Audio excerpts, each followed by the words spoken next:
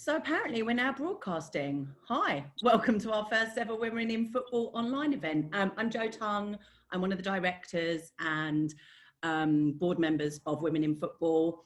This is the first time we've done an online event, so thank you for joining us, especially to Eilidh Barbour and Emma Hayes, whose idea it actually was to do this, because Emma said she wanted to do something for the coaching community while we're all separated, and I'm sure there's lots of things that you'll all be experiencing that you can share with Emma and discuss with her shortly, and Eilidh's going to lead us through that. So Eilidh and Emma are both joining us from their homes. I miss both your faces because we do work together a lot, and it's lovely just for me to see you both. And I think there's about 70 coaches joining us online. So hi to you all. We're going to talk for probably about 45 minutes to an hour. We've got all your questions in. Thank you so much. Eilidh's going to have a chat with Emma at the top, and then we'll start working through your questions after that. So I'm going to hand over to Eilidh Barbour. Enjoy, and I will speak to you at the end of our session. Thanks, Jo. Hello, everyone. It's great to be here at home chatting to Emma Hayes. Welcome, Emma. And I'm sure Emma needs no introduction whatsoever. A coaching career that's already had a huge amount of success here domestically in England and in the US, but here as part of that coaching staff that led Arsenal to countless domestic trophies and the Champions League title as well, of course, whilst also setting a number of records along the way. And the silverware's continued for Emma as manager of Chelsea, an invincible season thrown into the mix, and currently still very much contending in all three domestic competitions this season. Add to that as well an MBE. So plenty of wisdom and knowledge to tap into. And then we'll start with a chat and then we'll get to your questions.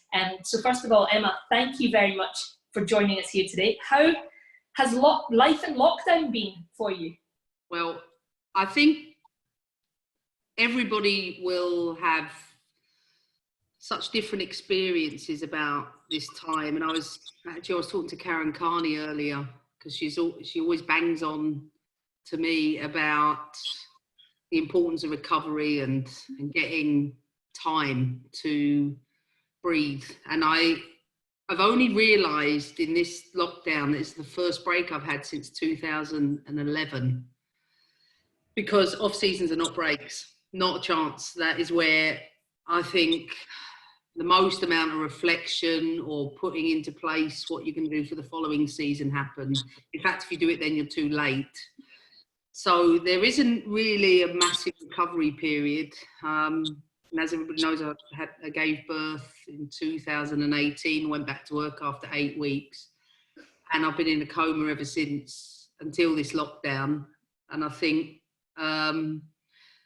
about how exhausted I really was through that whole period, and how much I really struggled to stay on top of my hormones, my energy levels.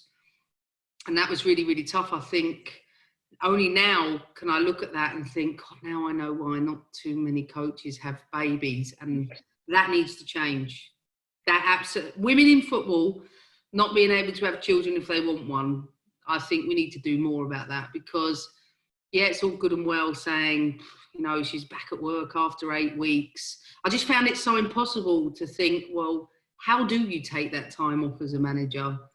Do I leave my team with someone for 10 months and then come back? I just felt it was an almost impossible situation if I were to stay in the job. And I really, really wanted to stay in the job after giving birth, and then struggled the first year. This season, made the right decisions as how I'm going to control what I can control. So with sleep deprivation, I'm going to just get the nitty gritty right to drive the team towards winning, which we've been fortunate enough to win a trophy. And then the break came, the bags just started disappearing. I started to relax and enjoy myself. I've learned how to parent 24/7. There's lots of that some of the time. There's having to contemplate coaching post-COVID, life post-COVID, the return to train, all of those elements, and the daily anxieties or calm, or all the things that happen with it. So I've adjusted. I've definitely adjusted, and I think it's the calmest I've been for a while. Yeah, I think adjustment is probably the perfect word for this time. Have you, taking that rest time. Have you enjoyed this period in a way, from a personal point of view, perhaps not so much a coaching point of view? I've loved every minute of it, and I'm not going to feel guilty about it, and not because I don't work how I can. Like, my work is done on phone calls during the morning walk, or now my sister will take him for an hour, so I'll get a slot to get a bit done. I try not to do things I can't do. There's no point working with a child on your lap. It's impossible. He's hitting the keyboards. He just wants to play. So you know what? Push the work to one side. I've got an army of people that work with me. Fortunate I am. I shouldn't say that as someone who's spoilt, but fortunate that I've got an army of people that work with me and that are supporting the team. And I think this is the first time probably in my career where I've been able to take a little bit of a back step from the daily interactions with the players. We have a once a week Zoom call with them. We have one today at 1 o'clock where we just check in, see each other. And then throughout the week, they're doing a whole host of different things. So yes, I've enjoyed it. No, I don't feel guilty about it. I've reset. I think it's reset my thinking about the importance of well-being for all of us in an industry that's so fast-paced, and just doing everything I can to stay well and get healthy and exercise. Thank God I've gone back to exercising. I needed that more than anything else.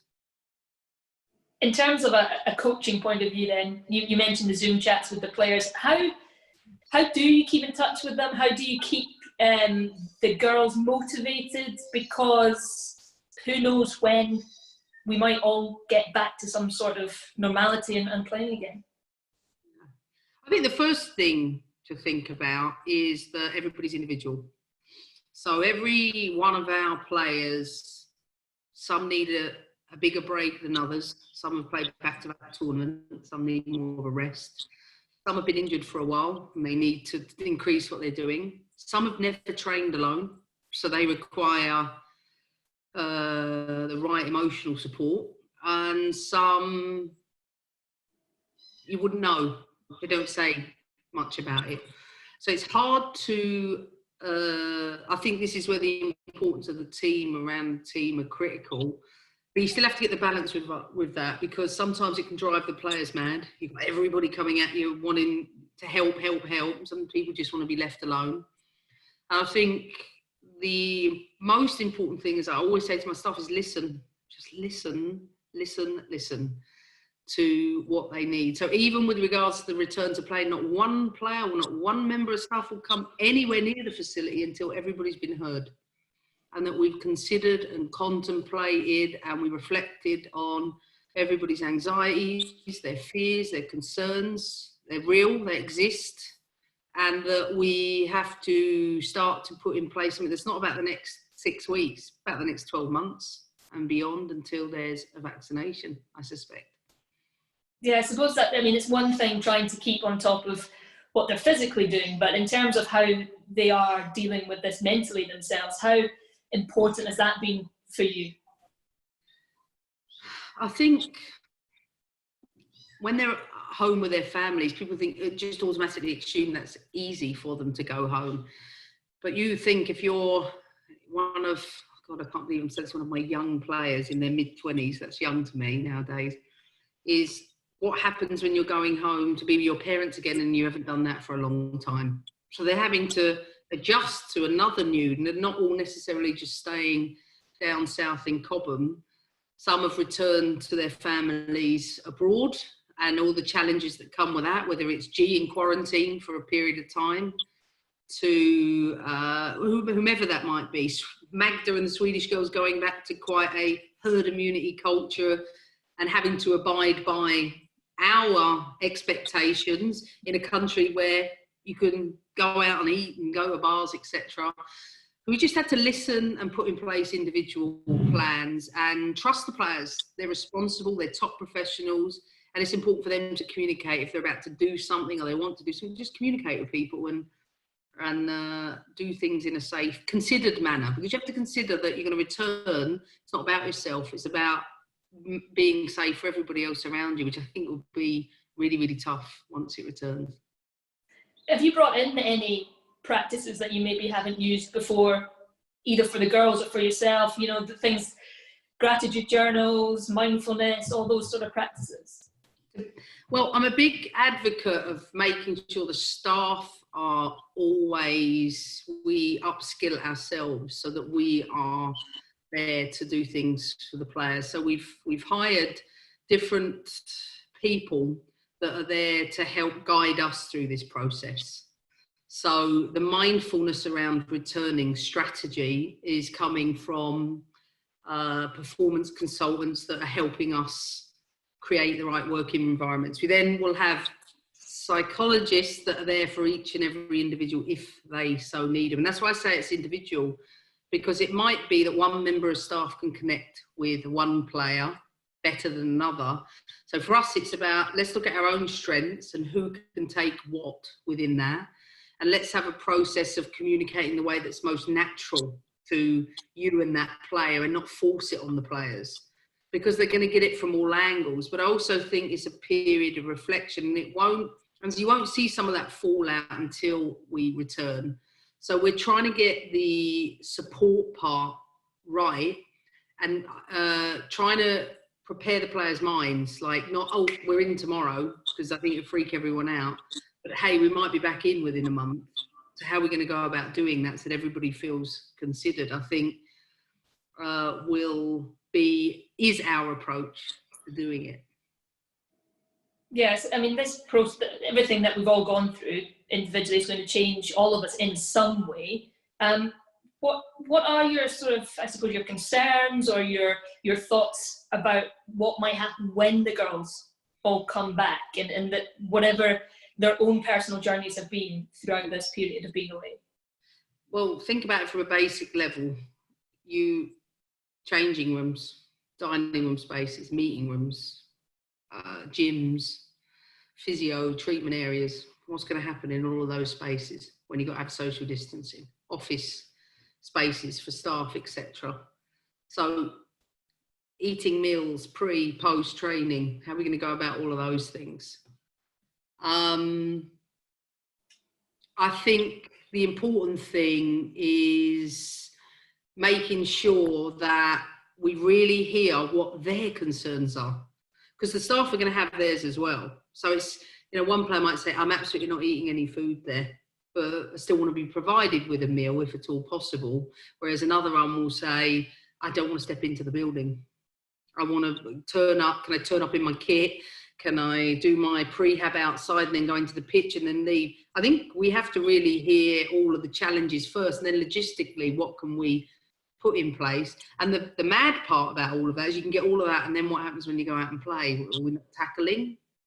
Are we not pressing? That's tricky, because it's a contact sport and it's a team sport. So socially distancing within the game, don't know how you do that.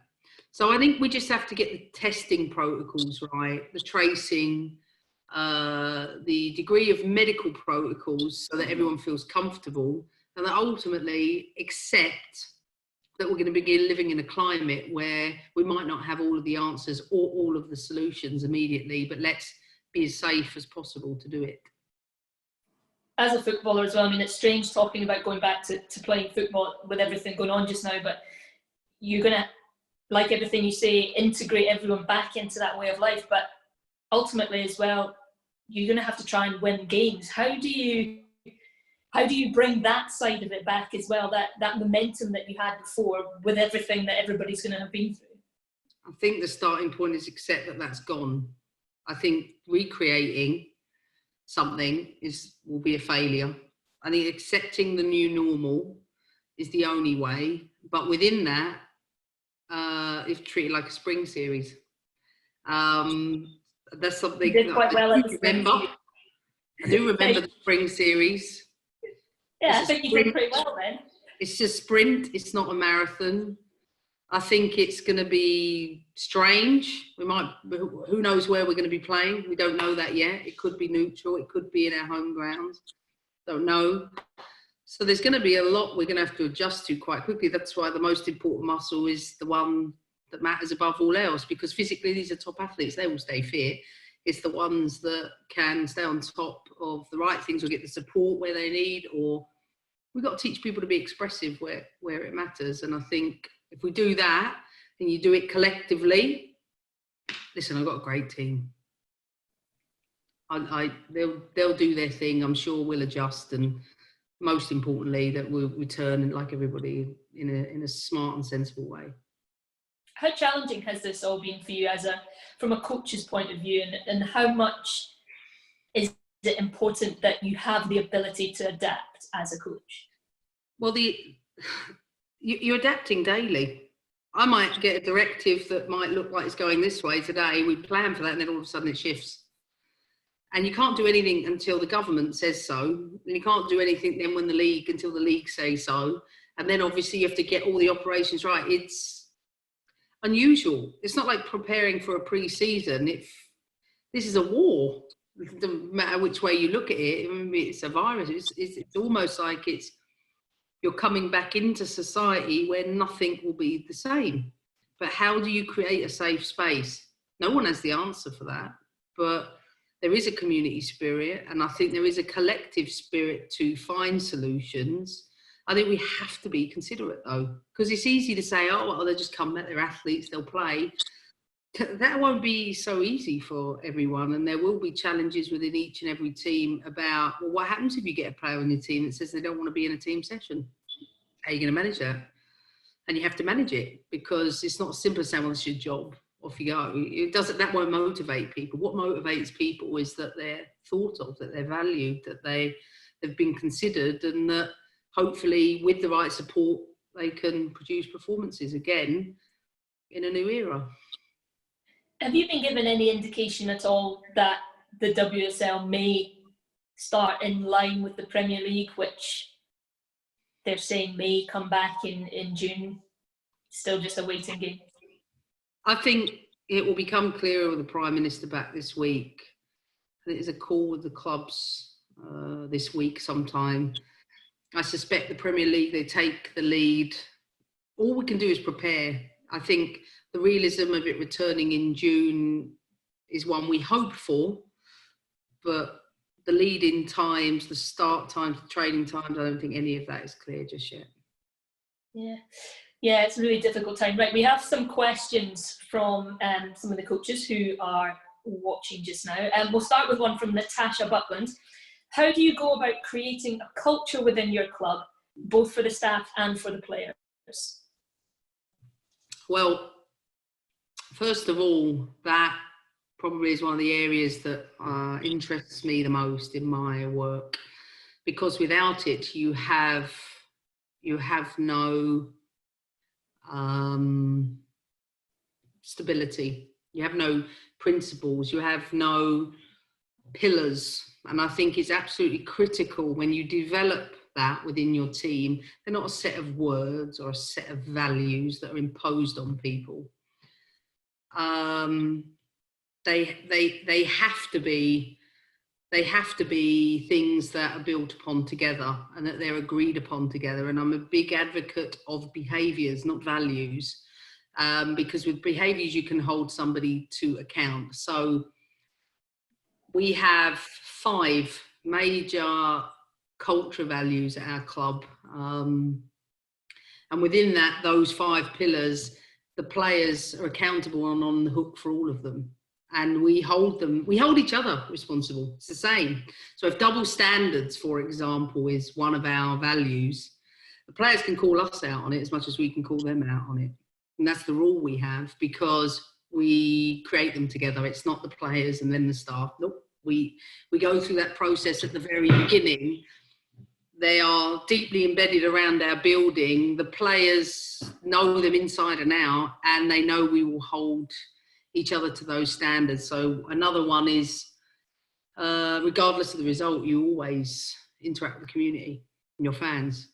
There's no time to be in yourself. It's what we do and our behaviours and our codes around that matter the most to us. And I think that they have been the pillars behind our success. And I think with them, the players thrived. Without them, create, I think, a lot of room for double standard behaviours that take place in both directions. Yeah, okay, right, from Joe Murphy. Is there a key moment that stands out for you in your experiences to date that you would say now shapes your current coaching philosophy? Yeah, getting fired at Chicago. It always comes up. Every time, it's always the getting fired one. And why? Because you just haven't coached unless you've been fired. You just haven't. And I never, you know, weirdly enough, Jill Ellis texted me when I got fired at Chicago, and that's what she sent me in a text. She was the coach. She might have been with the U20s at that time, or UCLA. I've known Jill for years. And she said, Emma, you haven't coached till you've been fired. And I thought, odd thing to say. But that reflection of how to put a team together, like nothing gives me more pride when people say, God, that Chelsea team looks rock solid. It's not a fucking advert or a joke. We are together. Why? Because of the people. Always the people and the characters. And it's not just like, I'm always really, really dubious when I hear teams say, we are really together. I'm like, why would you mention that? There's no need to. You can see it when teams have that and when they don't have it. You don't have to explain that. People can see that, it can work it out for itself.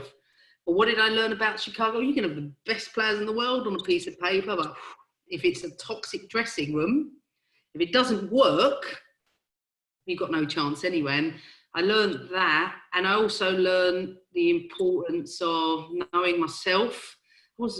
How old was I? I was maybe 30. I might have been 30, 31. That was a big job. And I would undertake a lot, and I tried to involve myself with so many different things in the growth, but not the core job. The core job, which was coaching and managing, and some of them I couldn't manage at all. They were challenging to manage. And I learned an awful lot about how to have them standards in place, how to set the tone as a coach, and how to tolerate the right behaviours and not the wrong ones. Good lessons to get very early in your career as well. Definitely. Someone asked me this question the other day. I went for one of my first jobs about 25, 26, so long ago now, I'm 43. And I remember sitting in the interview room, and I was going for a college job in America. And I remember sitting there and thinking, oh my God, they're all men in the room. I'm totally getting the job. That would not have been thought of in England. So you think about, for 1 minute, being 25, sitting there, you're all equal, but you know Title IX means you're going to get half a chance in that room. I suspect my female counterparts at the same time in England were like, not getting a shot at anything, there's no jobs for me, whereas I was like that. So I always look at myself in this country and I think, God, I was born in the UK and I was absolutely made in America. And because of that, I think that's what's made me what I am. It's why I push, it's why I'll keep trying to raise the bar for the game, always for the game. I think I'm blessed. I'm really, really blessed for the opportunities I've had. Yeah, it's been a fantastic career already. And from Claire Garrett, should coaches focus on developing the player for a specific position or let them develop a style naturally? Well, for me, my biggest priority is winning games of football. And no one tries to put square pegs in round holes unless you have to. Did Maren Mjelde want to be a right back for me this year? Probably not. And funny enough, I texted today, congratulated on her success. And I said, I know it wasn't your preferred position, but well done, you were outstanding. She went, I don't know what my preferred position is anymore. And I'm like, how funny is that? Even the top players, of course, they have preferred positions. And yes, she wants to be developed in midfield. And yes, she had to be trained in midfield, and right back and centre back, just in case. I believe in versatility. I believe in quick adaptations. Ideally, you train the way you play. Ideally, you train in your playing position. But players still have to be adaptable, that you might have to go from right to left or from back to front. And I think having those and creating the training stimulus so that you expose the players to it is the crucial part. But always remember, you're trying to win a game of football, and that you've got to do what you have to do that, and that the players have to. I read a quote yesterday about what coachable versus uncoachable is, and I wish I could remember it line for line, but it was along the lines of uncoachable is when you're just not open to implementing new ideas or new things. And I think that's so crucial to understand, is that you've got to constantly challenge players to say, listen, I know you don't particularly like this, but this is what is important for the team right now, and can you do it? Not more often than not, they always will. And I suppose that comes back to what you were saying about having the right personalities within your dressing room. Players that will play positions that they perhaps don't enjoy as much as where they would maybe see themselves playing. Yeah, you've got to do it. And I think about Beth England being a wing-back at one point for us. No, we never thought she'd be a wing-back, but I think you have to pay respect to the players that were in front of her at that time. And if you want to get into the team, you might have to do that. And that if you can tough that out, plus a loan move, you never know, you might be the player of the year in a couple of years. You never know. Happy for her. Right, from Debbie Francis. This is around your involvement with youth players coming through. How active are you in attending their sessions and matches, and what input do you have into their syllabus and playing philosophy? Okay, so first of all, I think it's so important when you've got such a big job, and I have such a lot of responsibilities, I can't do all of them. And with youth sessions at 8 o'clock and 9 o'clock at night, really tricky for me to go into. But that's the first thing. The second is, I never know how long I'm going to be in this job for. You have to work like you're going to get fired. You have to. So I have to make sure I do my core job. That is what I've learned over my career. I need to do what's going to get me to the positions I need to with the team, which is winning or competing. So I stick to that task. The third is put great people around you that are responsible for making sure, one, that they're communicating about that, but secondly, we create a process where the interactions from youth to senior are clear, and that we give the players opportunity and platform in front of me. And so this year we've had a lot of day release programs. On the Saturdays, we join up sessions, the 16s, the 18s, the seniors, so that at some points in the session, youth players are coming across. Once a week, our academy director will do an analysis of players coming through. So we actually have I have a lot of knowledge and information. But for me, I'm sitting there and thinking, yeah, 16 might be talented, but absolutely you won't get near the first team realistically on a regular basis till you're about 20 here. So what's the pathway now for you? Is it training with us, loan somewhere? Is it, what might that look like? Some go to America, some might go out on loan. So I think it's a range of different things, but I would say that as a club, we are integrated from top to bottom. And this year with Dean Stenninger as head of our academy, I think we've been really deeply embedding our methodology all the way in how we want to develop our players for senior level. It helps when you've had the same manager for 9 years. Yeah, that part helps because it's helped us to really build a culture. Next question, we kind of slightly touched on this, but the question is how you manage a healthy work-life balance, the commitment to what you do and the sacrifices you have to make as a female to be successful. Is it possible to get the balance right? I can see you shaking your head already. It took me till I was 41 to have a baby because I couldn't. And I say that with it was so tough on us. We're expected in an industry that's dominated by lots of men that don't have to think about that. It's not to say they won't play a part in their children's lives, but ultimately being a mum is really 1,000 million times harder than being a football manager. So then you take that plus the job and you think, well, how am I going to get it right for both ends without feeling exhausted all of the time? Well, the truth is I don't have the answer for it. but you have to try to set boundaries. What doesn't help me is I travel 20 hours a week to and from work. So if I'm leaving at 6 in the morning, I will try and get home so at least I can put him to bed and have some deal of time with him. But I have a preference to have morning time with my sons from sort of 6 to 9, then leave after the traffic, in for 10, 15 and work a little bit later. I think it's really, really, really, really difficult. And I wish we were in a world of creches in football places. I think it's hard for me to be absent. One thing I have done is on the recovery days, I only did it a couple of times, but I set in place a rule that Monday and Tuesday I'll be home. So the off day was Tuesday, and now I take Monday. So I have 2 chunk days. Wednesday, Thursday, late. Friday, I can't say early, the M25's mayhem. And Saturday, I take him to work with me. And Sunday, he comes to the games when I'm at home. So I've tried to get a better balance. I'll happily take solutions. I need to take some of that medicine, big time. I imagine, no, you wouldn't change anything, as hard as it is.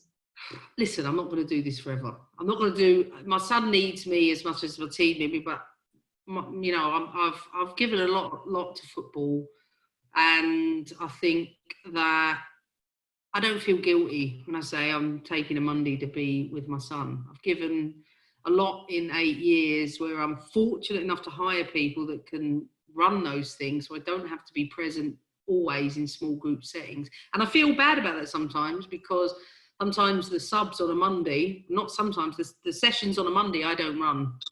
So I feel a little bit bad, because I'm like, oh, I hope they don't feel like I'm leaving them out. So then you have to work double hard to show value to people that are not playing on a regular basis. And let me tell you, that is the hardest thing to do in coaching, to value those that don't play, because I have never, ever, ever, ever in my career had a happy bench. Everyone says it all the time, that, oh, she does an amazing job managing that squad, keeps them all happy. Who the fuck said that? Don't keep them happy. You never keep players happy that are not playing. It's bullshit. But how you manage it, that's the $1 million question. That is the one that I think every coach will tell you is I heard Eddie Jones the other day talking about how hard it is to tell people they're not in a team or a squad, and how hard it is to manage them. But at the heart of it must have a degree of honesty, and keep it short, because they don't listen once they realise they're out of the team. So you best just say you're not in the team, leave it, then revisit it when the emotions are tempered. Don't do things when emotions are high. Yeah, Jenny Sugarman's actually asked that $1 million question. What tactics do you use with fringe players to ensure they feel valued and like they're contributing to the team goals even when they're not playing? And you mentioned a happy bench. I don't suppose any coach really wants a happy bench, because you want players to want to play.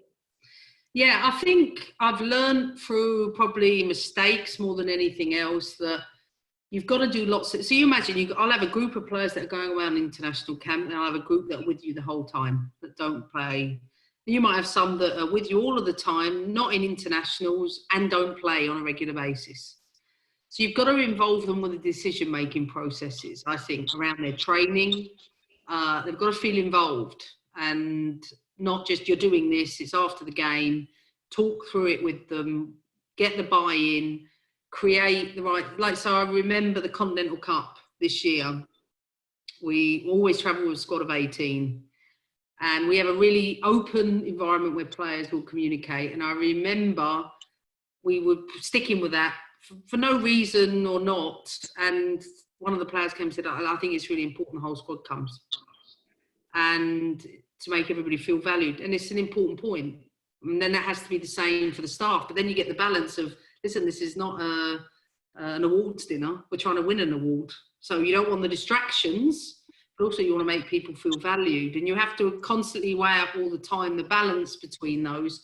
So we listen to the things that matter. So if you're not in a match day squad, what time would you like to do the training? And,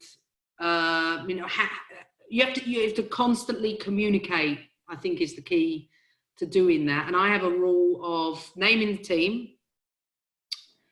The team doesn't know which is playing until the last session of the last day of training. It's mixed all week for obvious reasons, because the minute a player knows they're not in team, so you have to keep that, you have to keep everybody ready at the top. And then when they're not in the team, I always ask the players to wait for the game to pass before they talk to me about it. And here's why. Because when emotions are high, players want to talk it through, why am I not in the team? And all of a sudden it takes everything away from me in what I need to do for the following day to win the game with the team. And I found over the years, when you got 4 or 5 players that want to know, why am I not in the team? Why am I not in the team? Come a Saturday afternoon, I'm like, oh my God, I'm so consumed by that, instead of I need to think about my pre-game, I need to think about sub-situations tomorrow, I need to look at the opposition. So I then leave it till a Monday or a Tuesday or a Wednesday, whenever they want, but usually the emotions are much calmer. Yeah. This question from Izzy Keeley: when you decided to tailor training to the players' menstrual cycles, how was this received by your male peers? When I first ventured down this route of introducing the menstrual cycle to women, let's bear in mind that none of us were taught at school, this is a massively underdeveloped, under-researched area within a team context in football. There's been a lot of research done around endurance sports, etc. In a team context, considering somebody's menstrual cycle, their nutrition, their diet, all of those things become performance-related considerations for each and every player. And the menstrual cycle is just one of them. But it was a taboo subject. When we ventured down this road quite some time ago, the guys would be like, okay, brilliant, they're open to it. And I said, look, this is the way you have to understand it. I'm going to make you a better husband. And developing your knowledge around how to manage your wife when you go home during that difficult time, other than shoving a chocolate bar in front of her or disappearing, understanding what she's going through will help you. And you know what? Every single one of them, I think, not only took that on, but put their partners on the Fitter Women app. So they all have a great understanding of it, knowledge of it. And I think sometimes, I know when the article came out, everybody was like, oh my God, they tailor their programs to the menstrual cycle. We don't. I don't create the headlines. I know. And you know what I really laughed at was everybody there was a ton of male S&C coaches that started getting territorial. We put this in place first. Who fucking cares? It's not a race to understand our menstrual cycles, but fundamentally, it's not as simple as just tailoring somebody's training towards it. You have to understand training loads. You have to understand how the body recovers. You have to understand how to fuel it appropriately, not just for your menstrual cycle, but you as a person. And I think the important thing around the menstrual cycle is that everybody is so bloody different. You'll have some that doesn't even affect them. Won't even talk about it. And then you'll have some that be at the extreme end. And if you don't tailor it, you would have challenges, but more importantly, they need educating about what they're putting inside their bodies. Because if they don't put anti-inflammatories to calm their system down, there's no point training. You might as well offload it, even though training's better for it, because the risk of things, muscle injuries, tendon injuries, increase when there's a lot of inflammation in the body. So it's been insightful. And I think where we've done really well is get the balance right between knowing what we need to. And they have a female leader that will say, okay, yes, she's on phase 4, but I'll adjust the training load to this so she can do that and a little less of that. And they're the sort of conversations that happen. We just adapt all the time around what their individual needs are. What's the biggest difference you've noticed since investigating all of that and putting these things in place? Well, I think you can't talk about it in isolation. And I think that's my concern at the moment around just the menstrual cycle, is we talk about the menstrual cycle like it's oh my God, we understand this now. No. This doesn't matter. Yes, we have a period. There are 4 phases to it. At the end point, you know, we reset and go again. But how we not only live with it, but manage the loading, fuel it, recover it, are the crucial pieces. It's all of it together. And I think years of working as a periodization coach, so I have a good understanding of periodization, and all that means is like loading at the right times, etc. There are things that you can't put in a newspaper article that we've put in place around what not to do in critical periods for high risk athletes. We've avoided some of the more critical injuries with that knowledge. And I still think there's, you know, we've got some work to do on it, but I certainly think as a culture, we are probably more closer than most teams in the world at having an understanding and application of that at an elite level. Yeah, it's really interesting. We've got a question from Beth Ledbetter, possibly touched on this earlier as well. What part of your coaching pathway did you find most difficult and why? We might be going back to Chicago here, I don't know. Oh, I have to say the coaching courses. I usually found them the snore-offs, if I'm honest. I know I shouldn't say that. I've got to advocate that. I'm a big advocate of just doing it and getting out there. I think, yeah, I've got to say the coaching courses, it took me to step outside of it and start to seek outside knowledge from just the traditional coaching courses. You have to realise, I don't know how many on the call might be around my age, but so much of it has always been geared around the men's game, the whole thing. So years of listening to this is how, and I found it, I didn't find it very enlightening all the way through my licenses. I think every coaching experience or coach education experience that I've loved, it's when I've usually gone somewhere or done something outside of the norm. So I think I urge everybody to diversify what they're doing. I think the coaching pathway that's been the toughest, don't know. I've loved it. I've had a really good one though. I'm quite blessed. I've had a really good one. I've enjoyed coaching all age groups, all genders, doing all of that has been fab, to be honest. In terms of diversifying, do you look at other sports? Do you speak to coaches of other sports? Yeah, I'm obsessed with other sports. I'm obsessed with process. I'm really process driven, and I'm very strategic. So to improve, it's just taking little bits all the time off of different things. Like I watched the government's handling of this COVID crisis, and I'm like, and not because they're not actually, they might be handling it very well in the background, but how they do it on the front end, they haven't been strategic about it.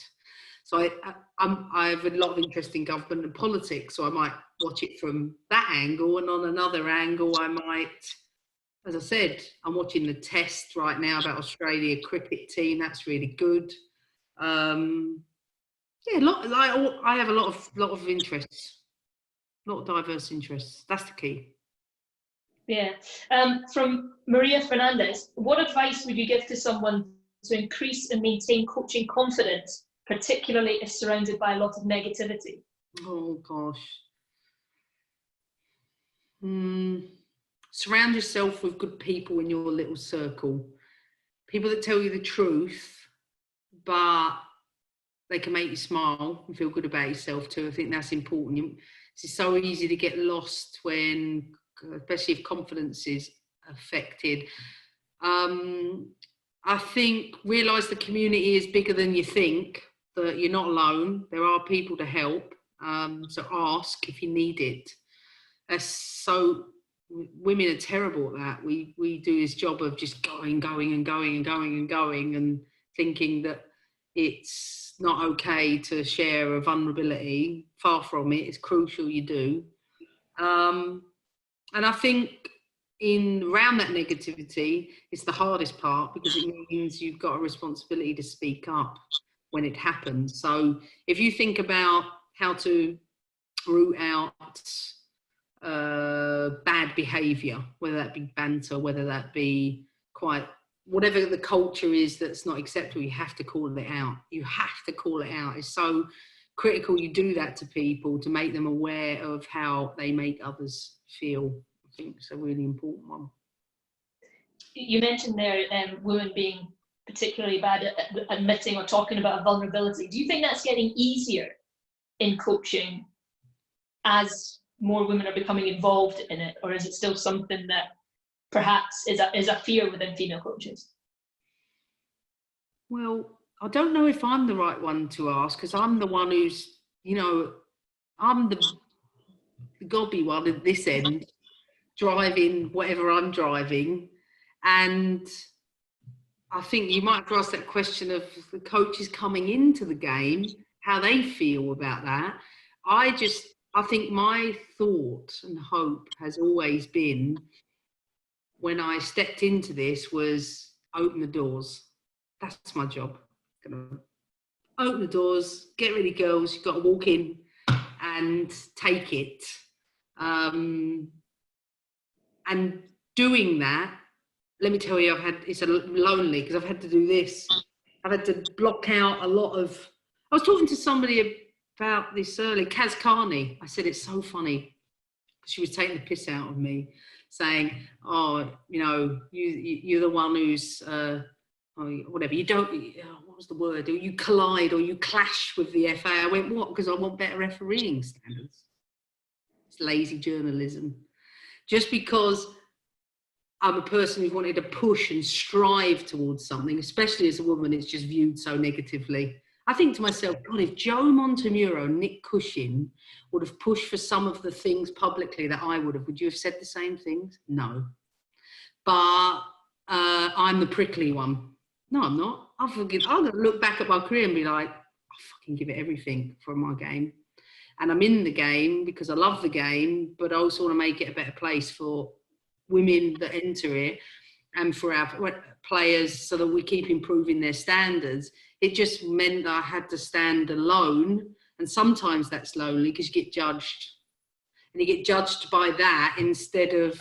And I often think about that. I'm like, the people that work for me know who I am, and they know that I will try to make the game a better place. And I think that's what responsibility we all have, is to try and keep raising it so that we keep our game growing with 50 years of neglect, 75 years, whatever it is. Yeah, no, I enjoy watching you push. I have to say, I do enjoy it, and it's like you say, it's very much needed. Final question we've got comes from Sarah Lewis. How do you keep things fresh with sessions and with your coaching style? Freshness is probably the thing I think about the most. And freshness comes out in many guises. So it isn't just about, we look a bit tired here, let's keep this short today. It's how to create new stimulus without just changing it for the sake of changing it. Like, you need a degree of routine to develop a pedagogy, to have an application at a top level. Players, staff, they need a systemic routine to what they do. But if we get too comfortable in that, that's when complacency comes, from my experience, and that's when performance drops. So you have to know, you can well imagine, I'm probably quite good at that, you have to know the right moment to go, we need to change that, we need to adapt that, we need to keep that fresh. And never once in my coaching career has it looked the same anywhere near it than it did the season before. Every staff member is doing something different. They're improving themselves. Their CPD is growing all of the time. I'm a big advocate of that. And the stimulus is always how we present it has to be considered. And we've got to find new ways, new thinking, new ideas, but also the most important thing is how is everybody involved with that, from the team captain to someone who's dealing with welfare for the players. Like, it's a very interactive and considered approach. And I think the day that goes from my head is the day coaching is done for me, because if the stimulus isn't there for me, then it's never going to be there for the players. So it's absolutely crucial as coaches or leaders, we are driving that process, but you've got to delegate extremely well, and you've got to take on board a lot of outside knowledge. In saying that, is there a drill or something that you've had since the very start that you love, you go back to, and it's come all the way through? I took it away from the players, I think, last year, and they were bananas. Herman the German is a game we play every Saturday, and I've been playing it ever since I played football for Vic Akers, albeit it's adapted. It's just a 3-zone game, so a team in each area. We play over a really tight area. Goalkeepers are in, 2 big goals, probably 6 aside most of the time, sometimes 7. Really simple. 6 passes, but the goalkeeper has to touch it. Can't have goalkeepers just standing there doing nothing. They've got to be involved in it's probably the areas, not that big, 20 by 15, quite tight, and then over the other side. But the group in the middle, if they win it, they can shoot on goal. There's quite a transition. We play 4 blocks of that on a Saturday for 2 minutes at a go, and it's fierce. It's so fierce. The players love it. And honestly, every time we bring a new player in the club, watching the team tell them, like, Herman's coming on Saturday. Like, everyone's like, fucking Herman. It's still to this day, it's Chelsea folklore. Without it, I told you they ruined me one day. No, well, I won't move it again. Brilliant. And it just sounds like it ticks every box. It's like football related, competitive. It's got everything. I imagine with some of your team, it's no holds barred.